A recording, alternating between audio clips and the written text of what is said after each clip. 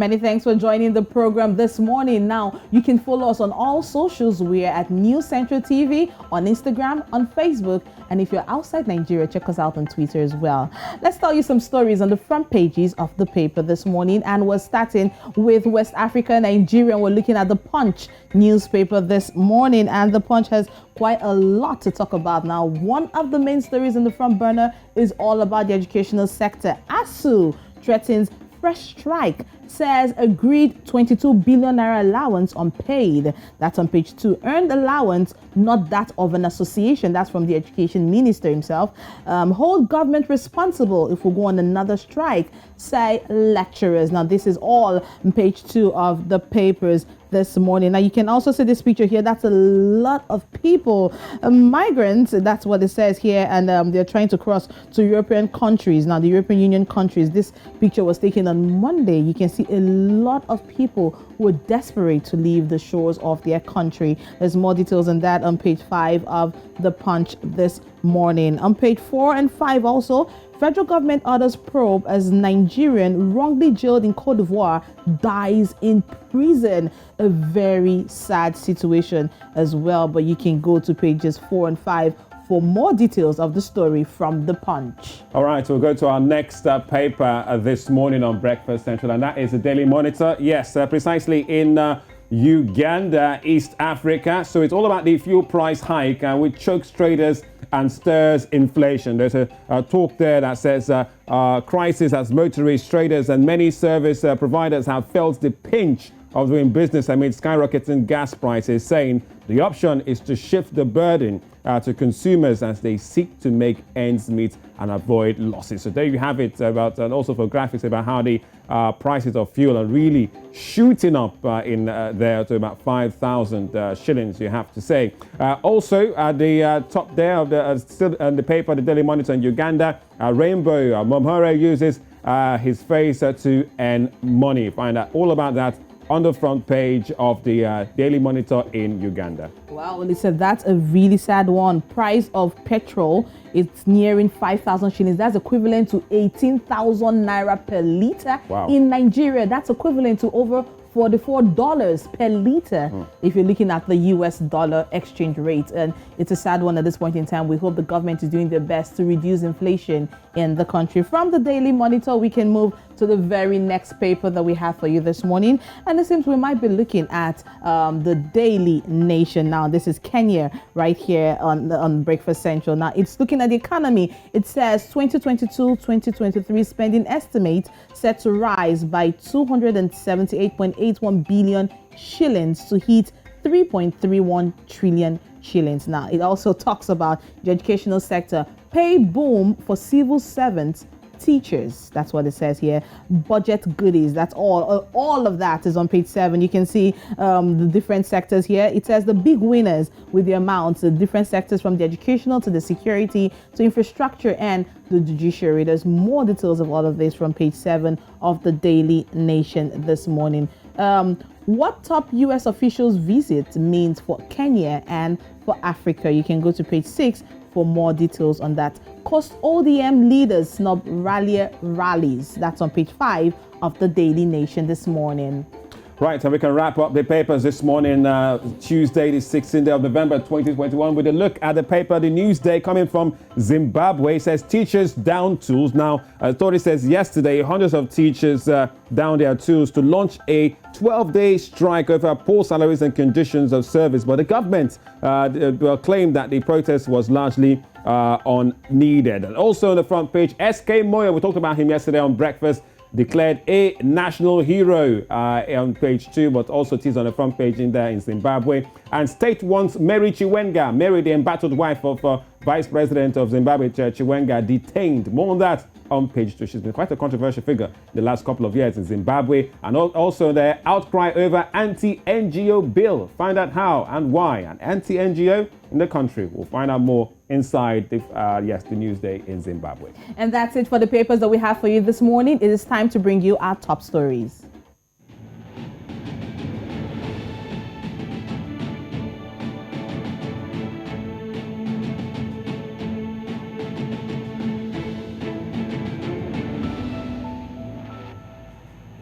We'll start in Nigeria, where the Judicial Panel of Inquiry and Restitution on Lekki tollgate shooting incidents and cases of police brutality, as well as human rights violations, has presented its report to Lagos State Governor Babajide Sanwo-Olu for further action and implementations. Now, Governor Sanwo-Olu, who received the report from the panel at the Lagos House, pledged to treat the report appropriately, saying history is there to judge the state government well or otherwise. Now, the panel was led by retired Justice Doris Okuobi with the representatives of the civil society and other youth representative groups. Now, Governor Sanwo-Olu, after receiving the report, constituted a 4-man committee led by the Attorney General and Commissioner for Justice of the state, Moyoshore Onigbanjo, who's a senior advocate of Nigeria, to prepare a document for the purpose of implementing the findings and recommendations of the report. Now, these, he said, they will be sent to the National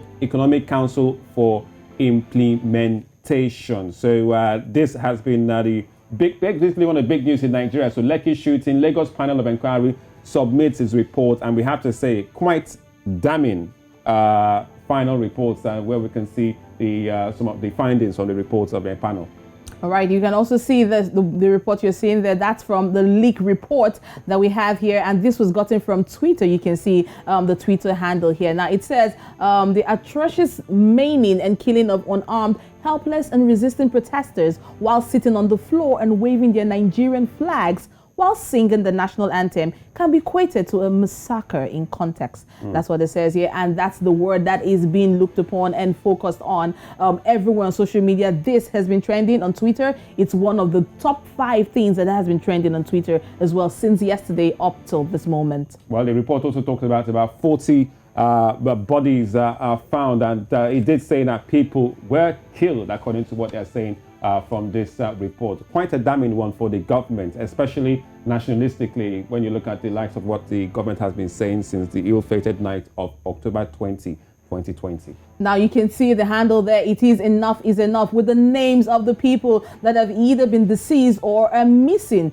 presumed dead. You also see some people who have been, their own status report is gunshot injury, and with some that have been tagged severe assault by police. The names, there are 48 in number, Olisa. Wow. Now, from this leaked report that is over 300 pages, if you go to page 295, it is quoted there, and this is what it says. It was alleged and corroborated that the soldiers had their vans packed at the Lekki toll gate and removed as many bodies and corpses of the fallen protesters, which they took away with their vans. Now, this is what it is saying from the report on page 295. Now, Olisa, the panel made a total of 32 recommendations. Recommendation that should help should reform the police sector and even the military forces as well.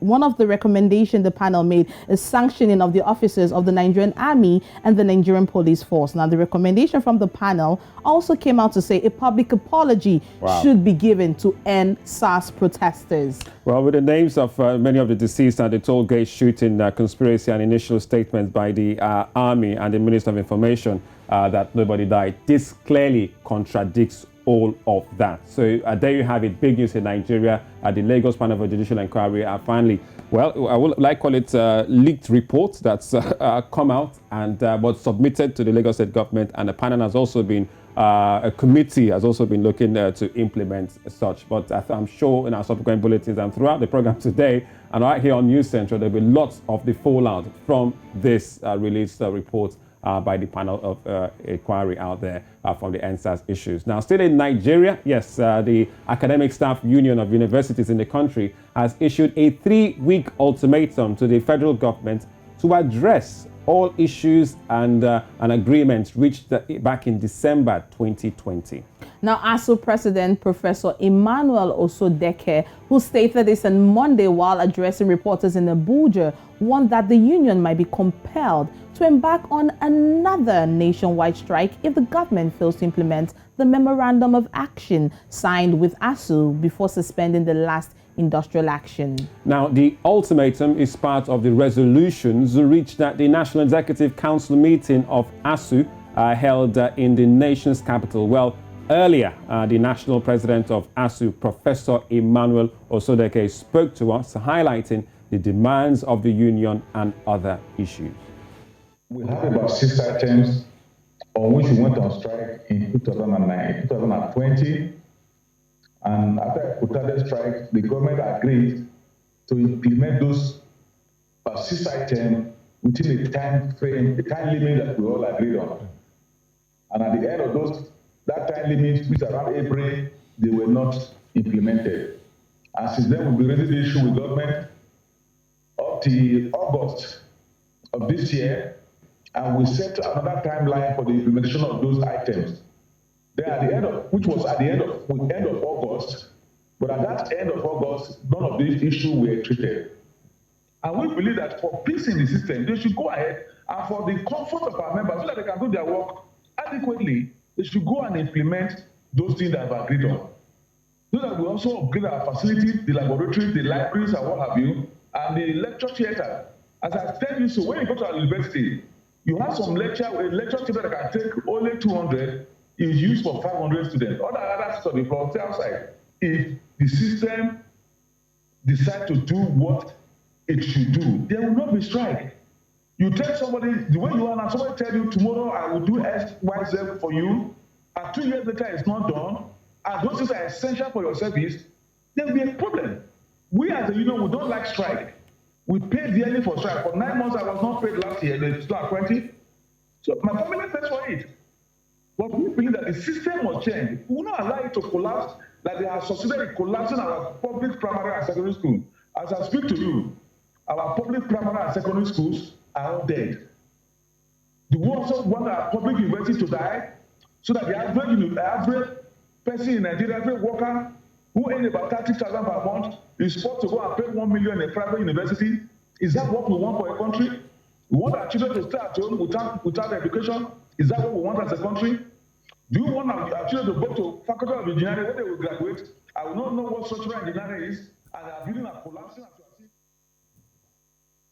All right, so that's Professor Emmanuel Osodoke, the ASSU President, Academic Staff Union of Nigeria, speaking on the 3 weeks ultimatum of giving the federal government to resolve the agreed issues unless, it looks like it might be yet another strike. It looks like between ASSU and federal government, it's a tug of war where nobody seems to be winning. You have one side of the rope, I have one side of the rope, the students and the parents and the educational sector, and basically brain drain in Nigeria at the middle. Right, Odessa. I mean, this is coming at a time when the students are just trying to balance up and trying to meet up with the educational gap that has been kept there because of the last strike that happened. Let's not forget that the last strike that also took place was one of the longest strikes that we've had in a while in the country. And as of August, we heard when the ASSU people came out, they came out to say that if the government does not agree to the terms or does not fulfill the agreement, now the agreement is 22 billion naira allowance that should be paid to ASSU members. Now, if the government doesn't sit back and fulfill that part of the bargain, then they might have to go on this strike. Clearly, Professor Emmanuel will be part of the negotiation to see if it goes. It will be a sit-down, but it looks like it might be a grim one for Nigerian universities and the government again. But there's still more top stories coming your way right here on Breakfast Central.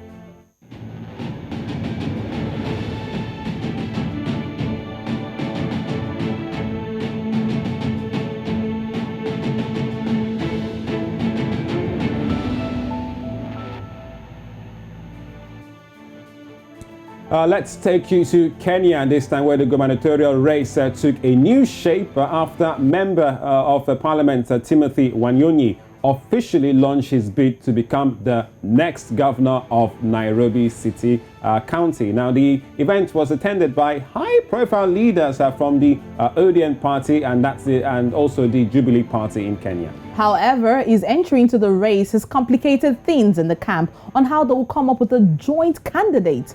According to Nation, there is a plan by the Orange Democratic Movement, that's ODM, and Jubilee Party to use consensus to pick the coalition's candidate for the Nairobi's gubernatorial elections next year. However, the move has caused storm in Handshake camp. Really, to bring more context into this issue out there in Nairobi, yes, joining us from the East African countries, our correspondent Abdul Aden to unpack this story, emanating from Kenya. Well, good morning to you, Abdul. Now, tell us more what really happened. This Raila, Uhuru and the ODM camp and these factions that are breaking out, especially looking at the elections for next year. Who are the main players now? Thank you so much, and a wonderful morning to you, Olu and Oli. Of course, the election climate has already kicked off in Kenya, and we've had also Raila Odinga traversing different parts of the country, and now at the moment in the coastal region where he's been trying to woo the voters. But of course, as you've mentioned earlier, the main attention has been on the capital, Nairobi, where the current MP for Westlands, Wanyonyi, he is the brother to Moses Wetangula, the Ford Kenya leader. And of course, we've had Nairobi being the main area of attention. Of course, today, we also have Anne Kananu Mwenda, the acting governor today, being sworn in and inaugurated as the governor of Nairobi.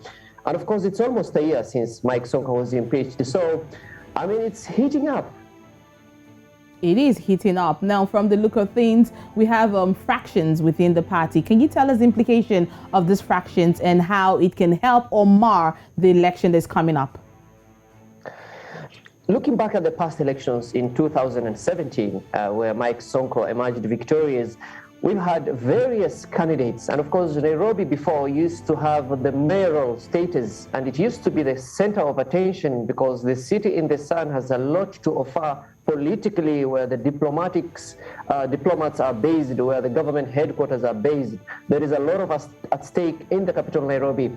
And now the fractions that are emerging, especially at this moment, is because so far we have Mr. Wanyonyi, who has shown serious interest. We also have Bishop Margaret Wanjiru, who was also an MP in the city, Starehe, one of the places with large populations in the capital. The influence keeps increasing by day, and of course, many are keeping their cards close to their chest because the handshake, the ball of the handshake is still rolling. And the moment this heats up and we have the fractions increasing, then many are actually speculative of ruining the handshake relations. But it's too early as per analysts. Yes, it might be too early, Abdin, but this handshake Uhuru-Raila camp, can we, like we're hearing about, perhaps a consensus according to report, that a consensus might happen for them to pick a candidate? Will that happen? Can they do it? Or will it basically split these factions apart for even the bigger elections to come?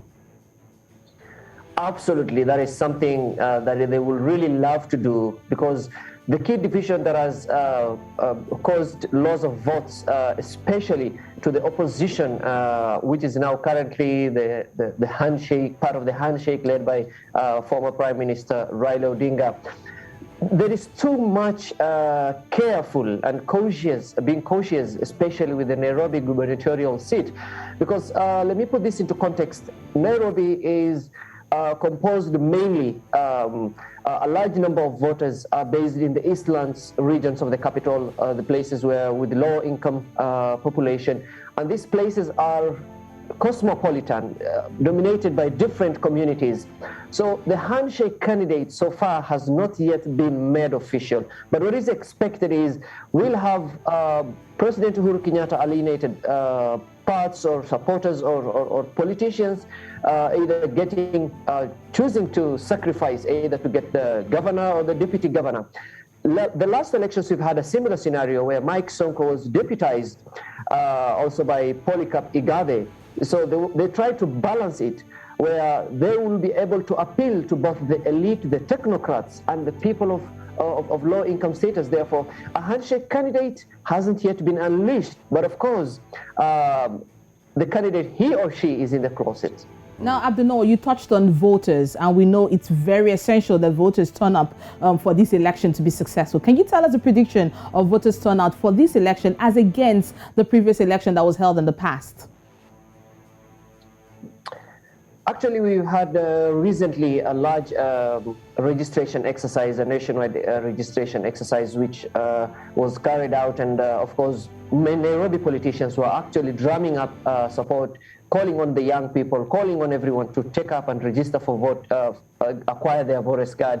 And currently, Nairobi, this is a city with a population of millions, and there is a lot at stake in this capital of Nairobi. And in the forthcoming elections, especially, the key concern, especially for the candidates, for the coalition so far, we have the United Democratic Alliance led by the Deputy President William Ruto. We have the Handshake Alliance, President Uhuru Kenyatta, former Prime Minister Raila Odinga. We also have the One Kenya Alliance by the son of former President Gideon Moi and other principals.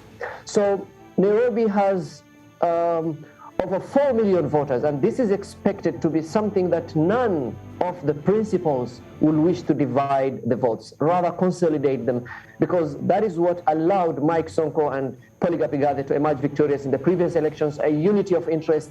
And of course, with that in the horizon, absolutely it's a seat that is of huge gaze for every Kenyan. Who is it going to be this time? And there were actually some gossips in the past where Nairobi was supposed to be removed from the county status and to be left under the leadership of the NMS, the Nairobi Metropolitan Services, because in a political landscape, Nairobi will be viewed as service delivery will be really hindered. All right, Abdin, yes, thank you very much for bringing us up to speed in terms of this one. And let's see whether the handshake will bring out a candidate. But just before we let you go, my brother, quickly, we know about the drama when it comes to the football in Kenya and the FKF. So just quickly, what is the latest in that scenario? Nick Mwendwa, stay mum, don't meet the officials. His accounts have been frozen. And so far, no ball is being kicked in Kenya as we speak. And everybody, your guess is as good as mine, because Nigeria has been in such a situation in 2014, the era of Stephen Keshi, may the God rest his soul in peace. Therefore, we're actually staring at a possible ban. And so far, the soccer-related chats are under the carpet. Well, we did see Kenya beating their opponents yesterday, but thank you so much. Yes, our brother out there in East Africa. Yes, Abdul Arden for the latest on all that's going on in Kenya, particularly as we look forward to that elections, the governorship elections in Nairobi. Thanks once again, Abdin. Right, you're still watching Breakfast Central from East Africa. Let's take you up north to Libya, where the country's military prosecutor, Mohamed Garouda, has asked the electoral body to hold processing the paperwork for the presidential candidacy of Saif al-Islam Gaddafi, who is the son of former leader of the country, Muammar Gaddafi. Now, this is after the Electoral Commission on Sunday received Mr. Gaddafi's documents as a presidential candidate in the elections set for next month. Now, the prosecutor also asked that the paperwork for warlord Khalifa Haftar, who was one of the leaders of the factions in the country, also seeking to be president, be suspended too. But in a letter to the Electoral Commission, the prosecutor warned that the commission will be held responsible for consequences if the processing of the paperwork was not halted, as Saif al-Islam and Khalifa Haftar have been accused of criminal acts. Now, the registration of Mr. Gaddafi's candidacy, although expected by many, has jolted people in Libya and abroad for his role in the brutal crackdown of the uprising against his father's rule. Let's also tell you that Mr. Gaddafi is still wanted for by the International Criminal Court on charges of war crimes committed back in 2011, while Mr. Khalifa Haftar, who leads the forces of Eastern Libya, is wanted by a U.S. court for allegedly torturing Libyans during the war.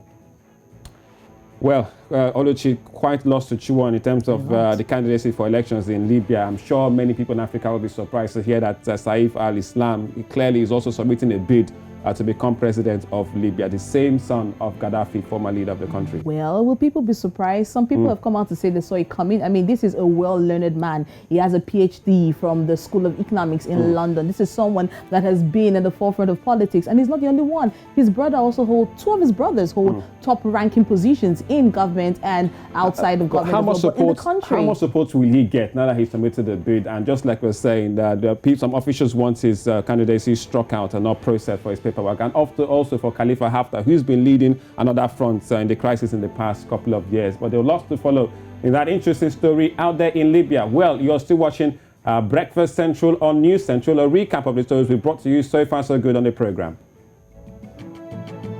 We talked about 1 year after Lagos panel submits report on Lekki shooting. Also, Libya is opposing Saif al-Gaddafi's presidential bid in the country. And we're brought to you ASSU as they threaten strike action. They've issued ultimatum to the federal government. Right. Still Breakfast Central coming up next on the program today. We'll be bringing you the latest stories across the media space. It's all about Trend Wave. Plus, CAF World Cup qualifying updates, and South Africa is not happy about the match against Ghana. And we'll be bringing you programs to watch later today on News Central.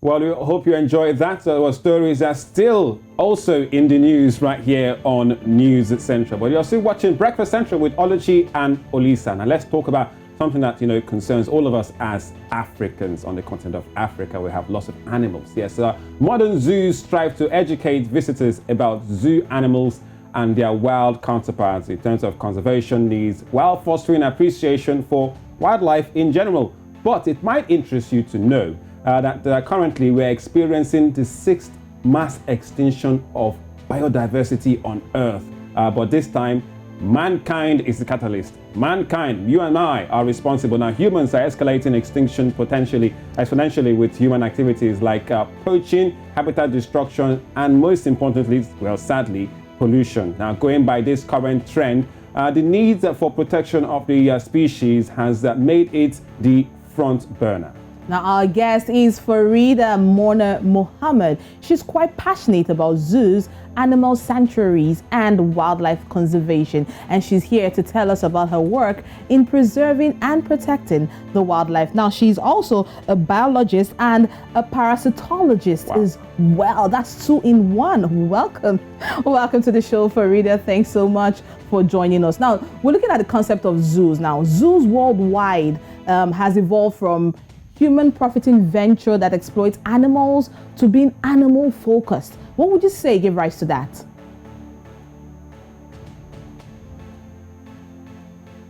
All right, Farida, if you can unmute your audio so we can hear you loud and clear.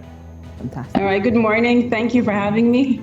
Morning, Thank you so Farida. much. Right, so animals are living beings. It's obvious that, they're sentient beings.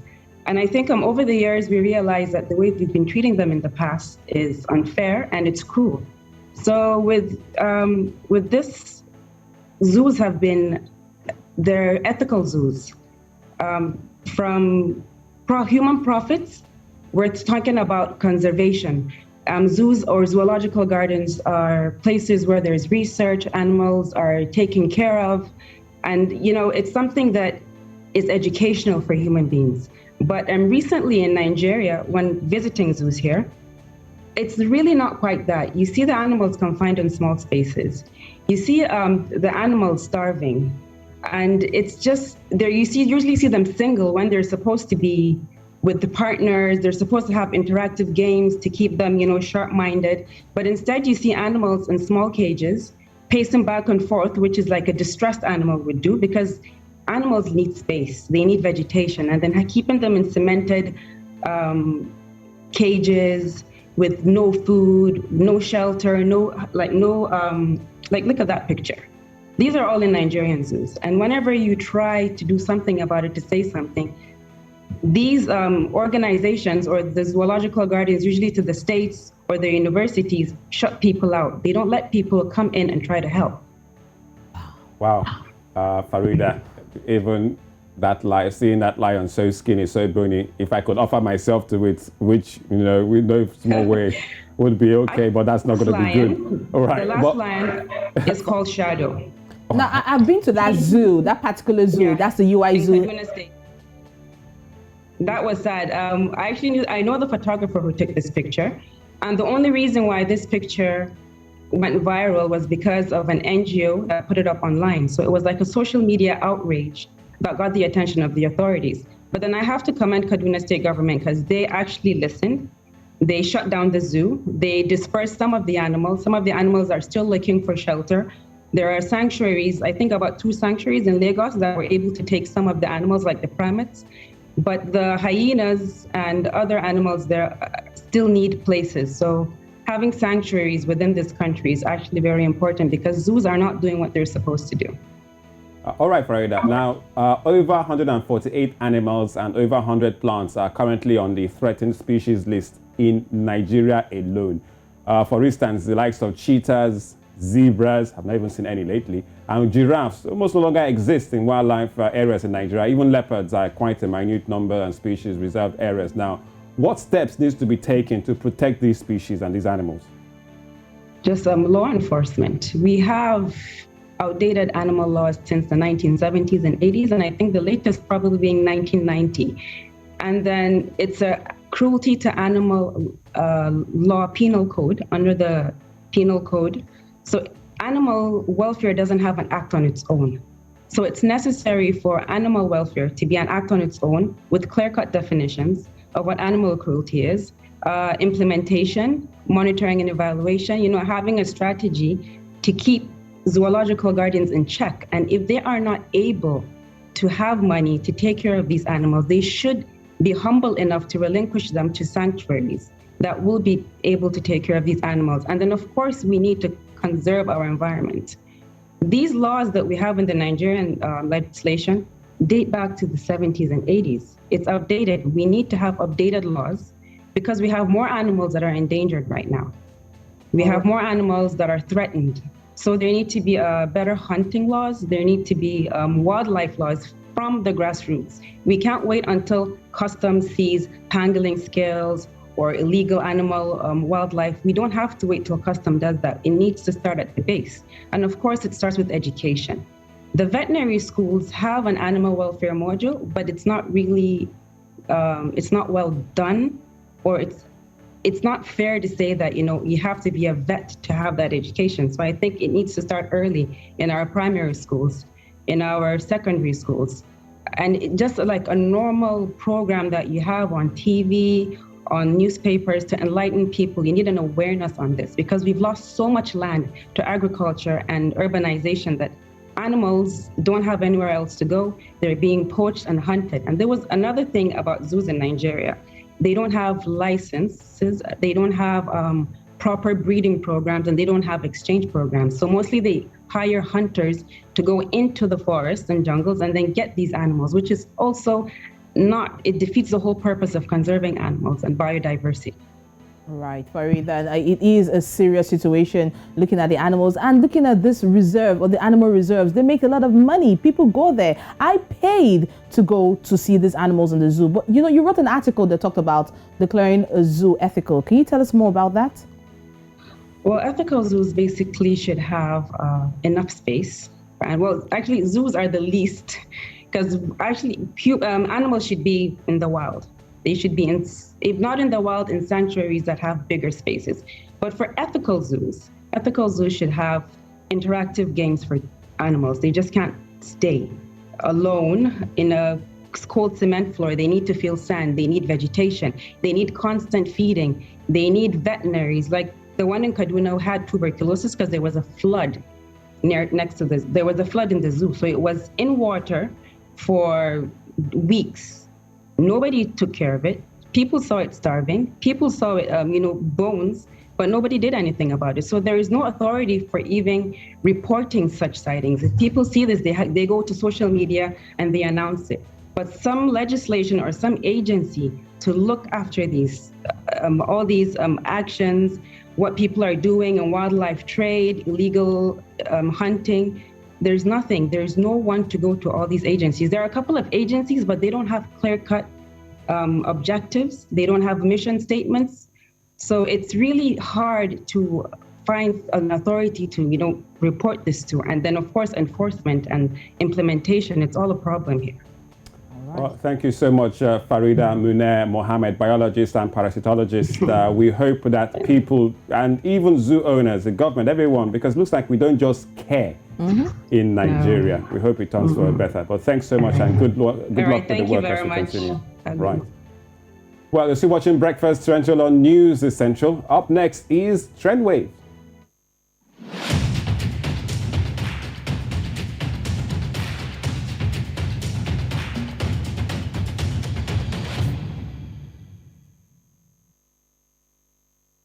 All right, man, thanks for watching. And if you're just joining us, thank you for staying tuned. This is Breakfast Central. Now we have Trend Wave with Elizabeth Musa, who will be giving us the latest when it comes to stories that are making the wave. Good morning, Elizabeth. Good What's morning, the latest? Oluchi. Good morning, Olisa. Morning. Great. So let me start my Trend Wave today in Ghana, where the popular journalist Nana Abba, who is the acting general manager of GH1 TV in Ghana, posted a video of a blogger whose name is Albert, who had come to the stations for the next TV star. According to her, this same guy had been trolling herself and some of her colleagues. So let's watch this video. You write facts.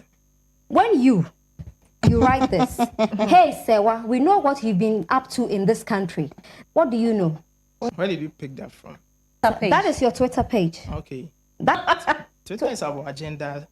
What's this agenda? So in other words, it's about and saying that is meant to tarnish someone else's image. What's this factual about what you've written about Sewa?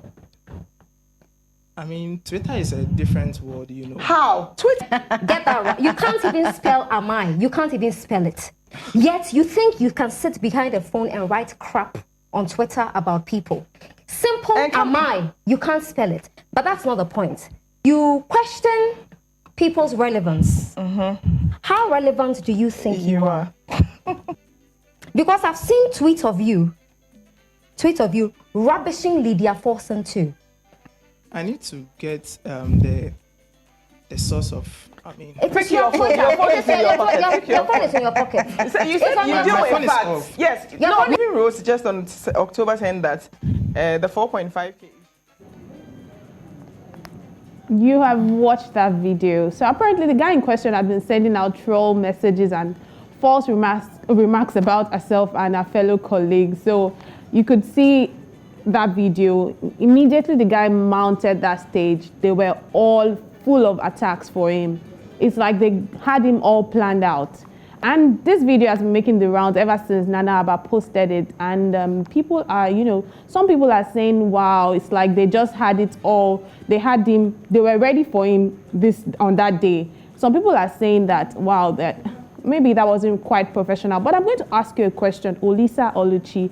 If you meet your troll or the person who probably has been bullying you or sending not so nice remarks about you on social media, what are you going to do? Are you going to overlook it and take it that, Twitter is Twitter, Instagram is Instagram, real life is different? Is that how you're going to take it? I'm surprised, Sewa, that Nana, they recognized the person when he came for the reality. I think the reality TV show for the auditions. Okay, I'm surprised perhaps they really took their time to know who he is and knew that he was doing, because I'm shocked, that was basically because he came for one thing, which was to audition, and basically got another, which was recrimination for perhaps his past sins. So you've not answered the question. Okay, let me clarify that for you, Olisa. First of all, I don't think I have trolls on social media, and I don't want any. Olisa is giving political answers, but Lizzie, for me, I would act professional. Let's get the job done. After the job, we can now go to a side and sort that out. Let's be professional first. Wait, how do you get professional? But how do you know that this is the troll? So now that's the thing. The guy came. Apparently, the guy was, taking down some tweets at the audition center. He was using his phone. He took out his phone and then he was taking out some, taking down tweets. So people noticed that action and actually noticed that this is the guy who has been sending out false remarks about these people. I wouldn't say false remarks, but probably things that were not so pleasing. And they were the ones that, will I say, they went ahead to snitch on the guy, and they had taken screenshots of these tweets before the guy pulled them down. Do you get? So they took down screenshots while they noticed that the guy was taking down tweets and reported this situation. So that's why they had everything down while the guy came on. And throws on social media. No, it just goes to show that we need to be careful whatever we post about people on social media, because it affects the personality of that individual you're talking to. All right, and this is what up next on the trend wave. Right, so we're still on this issue of you just knowing where to mind your business, draw the line. You know, when they say respect is earned, it's the fact. So this video has been making the rounds for quite some days now, and you're going to check it out now. So this lady in question sees a young teenager having a conversation with a friend and decides to barge into the conversation. But this young lady wasn't taking it. This teenager wasn't taking it. Apparently she's 50-year-old. She did not give her any respect. I'll let you watch this video and hear your thoughts. Look at you! Look at you! I don't know you! Yeah, come on, some black girl. I'm what? She look like a parent. What the hell? I don't know you're not my parent. Well, I respect you. What the hell? You can't see out of my face. You see. Stop talking in my face. What the hell? What do you mean in my face? You damn I'm a fucking I don't know. What the hell?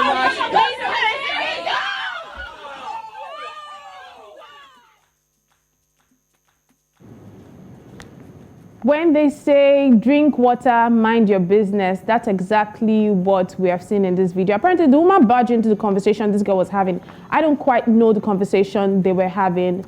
And the girl didn't give the woman what she was expecting. She went as far as even calling the woman a fool, which led to the woman slapping her right there. And you know, here in Nigeria, I don't know about other parts of Africa, it's a thing when people think, oh, I'm older than you, then automatically I demand respect from you. But that girl says, you're not my mom. I can't give you respect. She might actually be wrong to say that. I mean, everybody deserves respect, but I don't know. First of all, you don't barge into a conversation people are having, even if you think what they're saying is not correct. So that's the situation right now. I'll let us take out some of the comments before I hear your reactions, Oluchi and Olisa, on this one. So that's one from Bailey's. Bailey says, this is actually my little sister. She was minding her business in the chicken and chip shop, and this auntie decided to get involved with her and her friend's conversation and proceeded to slap her. Warn your parents, this isn't Africa. You don't go around slapping people's children.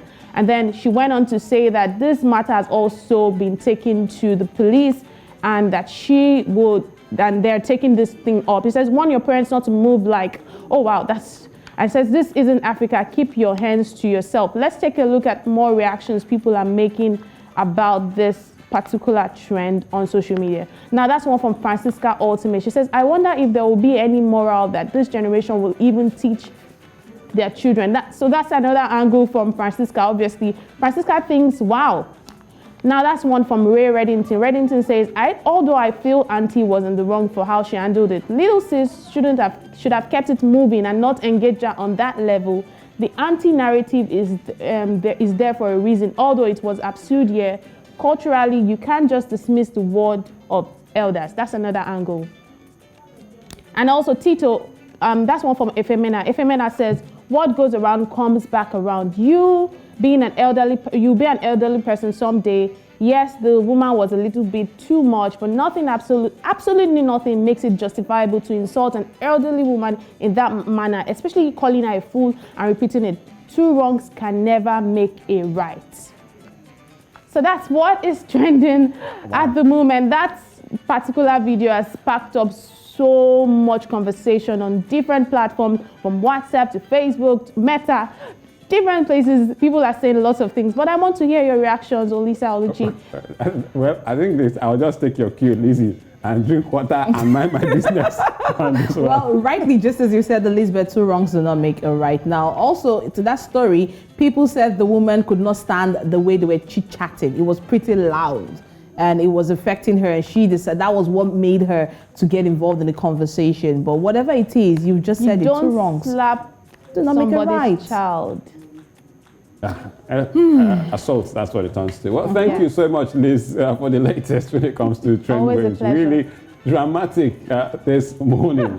Tuesday for the win. All right, you're still watching Breakfast Central on News Central. Still to come on the program. Still to come on Breakfast Central, it'll be all about sports. The updates from yesterday's qualifiers for the World Cup, the likes of Kenya and Niger getting results. And South Africa not happy about that match against Ghana. We'll tell you all about it right here on Breakfast Central.